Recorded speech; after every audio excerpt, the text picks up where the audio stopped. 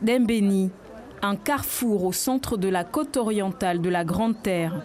La commune abrite 15 848 habitants, répartis dans 5 villages.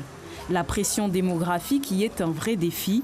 La population a augmenté de 45% en 5 ans.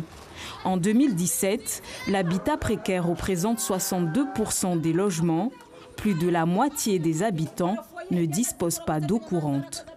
Il nous faut plus de logements sociaux. Nous avons entendu qu'il y en avait, mais au final, on les voit à Ongojou, mais à Jingwa, rien. Nous avons besoin, nous aussi, d'habitations décentes. Dembéni regorge pourtant de nombreux atouts. Une mangrove exceptionnelle, sa station de recherche agronomique qui œuvre en faveur de l'agriculture, ses 2 marchés et un centre universitaire, le seul de l'île. Il n'empêche qu'elle est classée parmi les communes aux conditions de vie les plus difficiles par l'INSEE.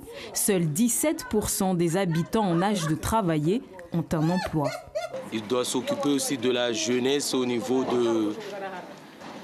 des emplois, même. Il leur donne des emplois d'insertion ou des emplois CU ou des emplois CS aussi. La commune compte un collège et autant d'écoles maternelles et primaires que de villages. Les plateaux sportifs et terrains de foot sont aussi nombreux. Mais ces infrastructures ne suffisent pas à contenir la délinquance. Quand nos enfants vont à l'école, nous ne sommes pas sereins. On ne peut pas compter ni sur les surveillants, ni sur les maires. Alors ce qu'on demande en premier, c'est la sécurité avant tout. Du côté des maisons de jeunes, certaines sont inadaptées, vous savez. Si elles étaient aux normes, il n'y aurait pas autant d'oisiveté pour les jeunes. À Dembéni, la population attend beaucoup de la prochaine équipe municipale.